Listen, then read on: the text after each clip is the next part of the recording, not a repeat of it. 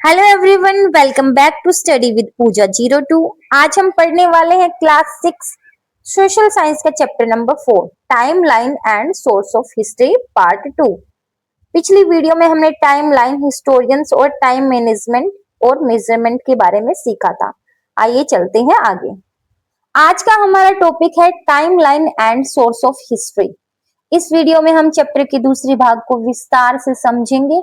ये चैप्टर हमें बताता है इतिहासकार यानी हिस्टोरियंस पुराने समय की जानकारी कहाँ से लेते थे, लाखों साल पहले इंसानों का जीवन कैसा था।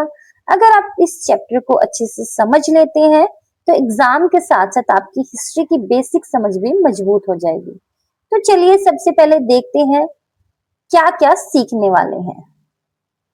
इस वीडियो में हम 6 महत्वपूर्ण टॉपिक्स पढ़ेंगे। सबसे पहले है सोर्स ऑफ हिस्ट्री यानी इतिहास के, हिस्ट्री के सोर्सेस क्या क्या होते हैं। टाइप ऑफ सोर्सेस यानी इतिहास के स्रोत कितने प्रकार के होते हैं। इसके बाद हिस्टोरियंस हिस्ट्री कैसे तैयार करते हैं। देन अर्ली ह्यूमंस लाइफ यानी कि जो प्रारंभिक मानव का जीवन वो कैसा था। फर्स्ट क्रॉप्स यानी खेती की शुरुआत कब हुई। और लास्ट में है अर्ली विलेजेस यानी गांवों का विकास कैसे हुआ।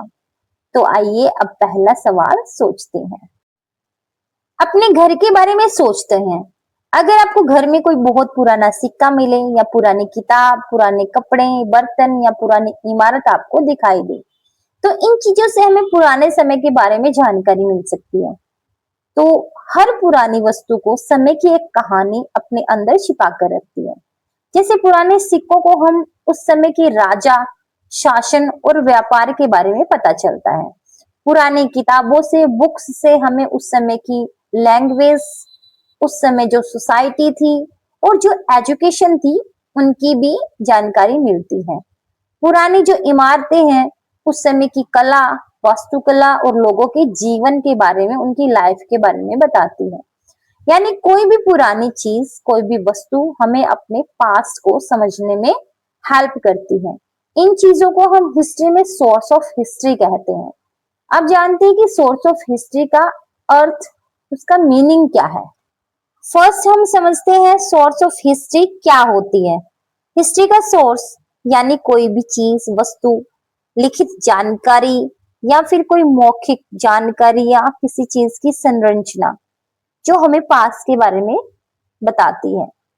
तो एक आसान से उदाहरण से समझते हैं कि मान लीजिए आपको अपने परिवार के बारे में जानना है तो किन किन चीजों का सहारा लेंगे। जैसे आपकी पुरानी फोटोग्राफ्स देखेंगे, फैमिली डायरी पढ़ेंगे, डॉक्यूमेंट्स देखेंगे, अपने दादा दादी या अपने माता पिता से बात करेंगे। इन सभी से आपको अपने परिवार के पास्ट के बारे में जानकारी मिलेगी। ठीक इसी तरह हिस्टोरियंस भी पुराने समय को समझने के लिए अलग अलग सोर्सेस का उपयोग करते हैं। एक बहुत इंपॉर्टेंट बात याद रखिए कि कोई एक सोर्स पूरी हिस्ट्री नहीं बता सकता, इसलिए हिस्टोरियंस हमेशा कई सोर्सेस को मिलाकर हिस्ट्री तैयार करते हैं। अब क्वेश्चन ये आता है कि सोर्स ऑफ हिस्ट्री कितने टाइप की होती है। सोर्स ऑफ हिस्ट्री के 4 टाइप होते हैं। सबसे पहला है आर्कोलॉजिकल सोर्सेस, जैसे कि जो खुदाई से मिलने वाली वस्तुएं, जैसे coins, inscriptions, monuments, potteries, tool और ह्यूमन रिमेन्स। एंड सेकेंड है लिटरेरी सोर्सेस, यानी कि जो रिटर्न में मिले हैं हमें, वेदास, इतिहास, historical text, poem, scientific text, foreign traveller के अकाउंट्स। एंड तीसरा है ओरल सोर्सेस, ऐसी जानकारी जो बोलकर एक पीढ़ी से दूसरी पीढ़ी तक पहुंचती है, जैसे folk lore, folk song, stories, जेनोलॉजीज।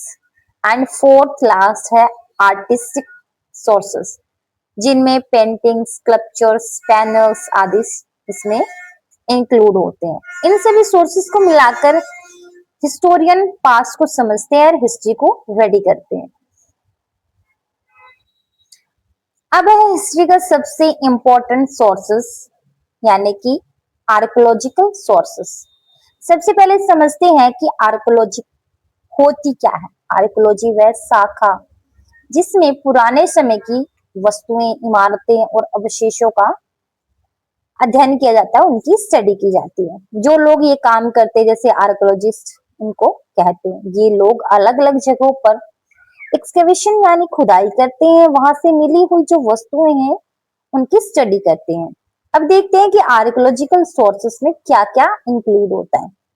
सबसे पहले आते हैं इंस्क्रिप्शन। इंस्क्रिप्शन का मतलब है जो पत्थर, चट्टानों या स्तंभों की धातु की प्लेटों पर लिखे हुए जो लेख होते हैं। इनमें हमें उस समय की राजा, युद्ध, कानून और प्रशासन के बारे में जानकारी मिलती है। एंड सेकेंड है कॉइन्स, जो हमें पुराने सिक्कों से राजा का नाम, उस समय की इकोनॉमिक और ट्रेड और उनके जो धर्म है उनके बारे में जानकारी मिलती है। तीसरा है मॉन्यूमेंट्स, जो जैसे मंदिर, किले, स्तूप, पुराने भवन, उनसे हमें समय की कला, वास्तुकला और समाज के बारे में पता चलता है।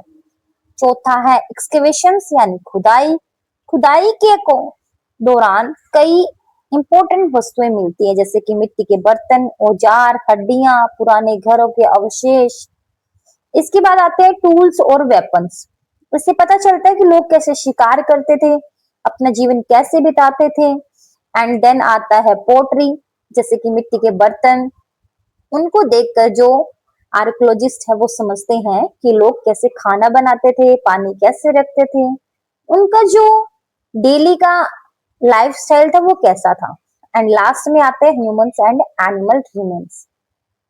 इनसे वैज्ञानिकों को ये पता लगाते हैं कि लोग क्या खाते थे, कैसे रहते थे, उनकी जो लाइफस्टाइल है वो कैसी थी। इस प्रकार जो आर्कियोलॉजिस्ट सोर्सेज हैं हमें पुराने समय की वास्तविक जानकारी देते हैं। अब बात करते हैं लिटरेरी सोर्सेस की। लिटरेरी का मीनिंग होता है लिखित स्रोत, यानी ऐसी सभी किताबें और ग्रंथ जिनमें इतिहास से जुड़ी हुई जानकारी लिखी हो। सबसे पहले आते हैं इंडियन लिटरेचर। इसमें वेद, इतिहास आते हैं। वेदों में प्राचीन भारत के धर्म की, समाज और संस्कृति के बारे में जानकारी मिलती है। इतिहास जैसे रामायण, महाभारत, उस समय का जो लाइफ था, उनकी जो परंपराएं थी, उनकी इंफॉर्मेशन देते हैं। एंड देन आता है हिस्टोरिकल टेक्स्ट्स, इससे जुड़ी हुई घटनाएं लिखी हुई होती हैं। फिर आते हैं पोएम्स और प्लेस, इससे हमें समय की भाषा, साहित्य और संस्कृति का पता चलता है। इसके बाद है साइंटिफिक एंड टेक्नोलॉजिकल टेक्स्ट। उनमें उस समय के विज्ञान, चिकित्सा और तकनीक के बारे में इंफॉर्मेशन मिलती है। एंड लास्ट में आते हैं फॉरेन अकाउंट्स। फॉरेनर के जो अकाउंट्स थे, जो एक देश से दूसरे देशों में, जैसे देशों के यात्री जो भारत आए, उन्होंने यहाँ की संस्कृति, समाज और शासन के बारे में लिखा। उनमें लिखी हुई बातें भी इतिहास का एक महत्व। अब हम दो इंपॉर्टेंट सोर्सेस को समझते हैं। पहला है ओरल सोर्स। ओरल का मीनिंग होता है मौखिक, ऐसी जानकारी जो एक पीढ़ी से दूसरी पीढ़ी तक बोलकर पहुंचती है, जैसे लोक कथाएं, जेनेलॉजीज यानी परिवारों की वंशावली, पुरानी कहानियां, लोकगीत, लोक परंपराएं। ये सब हमें परंपराओं के बारे में जानकारी देती हैं। एंड अब बात करते हैं आर्टिस्टिक सोर्सेस की। आर्टिस्टिक सोर्सेस में पेंटिंग्स, स्कल्पचर्स, पैनल्स आते हैं। जो पुरानी पेंटिंग्स को देखकर हमें पता चलता है कि लोग कैसे रहते थे। स्कल्पचर से हमें उनकी कला और धार्मिक मान्यताओं की जानकारी मिलती है। और पैनल्स यानी पत्थरों पर बनी हुई नक्काशी भी इतिहास का एक इम्पोर्टेंट सोर्स है। इस प्रकार ओरल और आर्टिस्टिक सोर्सेस हमें अतीत की, पास्ट की संस्कृति और जीवन शैली को समझने में हेल्प करते हैं। अब क्वेश्चन आता है कि हिस्टोरियंस हिस्ट्री कैसे तैयार करते थे। हिस्टोरियंस कभी भी केवल एक सोर्सेस पर भरोसा नहीं करते थे। वे coins, inscriptions, books, monuments, paintings और ओरल सोर्सेस सबका ही अध्ययन करते थे। फिर वे सभी सोर्सेस की तुलना यानी कंपेयर करते थे और अलग अलग सोर्सेस की ऐसी जानकारी देते थे कि जो इतिहासकार उस जानकारी को अधिक विश्वसनीय मानते हों। लेकिन सोर्सेस अलग अलग बातें बताते हैं तो वे सावधानी से जांच भी करते थे कौन सी जानकारी सही है। एनसीईआरटी में एक इम्पोर्टेंट बात भी बताई गई है कि आज के समय में जेनेटिक्स और मॉडर्न टेक्नोलॉजी भी इतिहासकारों की मदद करते हैं। यानी कि पुरानी हड्डियां, डीएनए और अन्य वैज्ञानिक जांचों से प्राचीन लोगों के बारे में नई नई जानकारी मिलती है। अब हाल ही में इतिहास की एक न्यूज़पेपर, टेलीविजन और इंटरनेट भी उपयोगी स्रोत बन गए हैं। अब हम टाइम मैनेजमेंट मेजरमेंट का एक इंपॉर्टेंट टॉपिक समझते हैं। हिस्ट्री में समय को समझने के लिए दो शब्दों का उपयोग किया गया, जैसे बीसीई और सीई। बीसीई का पूरा नाम है before common era and CE common era. इसे पहले बीसीई वाले वर्षों की गिनती पीछे की ओर होती है, इसे बिफोर क्राइस्ट भी कहा जाता है। फॉर एग्जाम्पल 560 बीसीई जब गौतम बुद्धा का जन्म हुआ।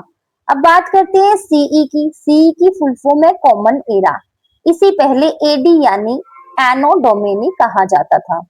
सीई की वर्षों की गिनती आगे की ओर होती है, जैसे 1947 सीई जब इंडिया को फ्रीडम मिली। एंड एक इंपॉर्टेंट बात और याद रखनी है कि हिस्ट्री में ईयर जीरो नहीं होता, यानी कि 1 बीसीई के बाद 1 सीई आता है, बीच में जीरो ईयर नहीं होता। इसलिए एग्जाम में अगर बीसीई या सीई से संबंधित कोई क्वेश्चन आए तो पॉइंट्स हमेशा याद रखना। नाउ स्टूडेंट, टाइमलाइन को एक बार और अच्छे से समझते हैं। टाइमलाइन एक सीधी लाइन होती है जिसमें हिस्टोरिकल इवेंट को उनके समय के अनुसार दिखाया जाता है। इससे हमें पता चलता है कि कौन सी घटना पहले हुई और कौन सी बाद में। टाइमलाइन को हम लेफ्ट से राइट पढ़ते हैं। लेफ्ट साइड में पुरानी घटनाओं की जानकारी होती है, राइट साइड में बाद की घटनाएं होती है। जैसे कि इस टाइमलाइन में सबसे पहले 560 बीसीई बर्थ ऑफ बुद्धा दिखाया गया है।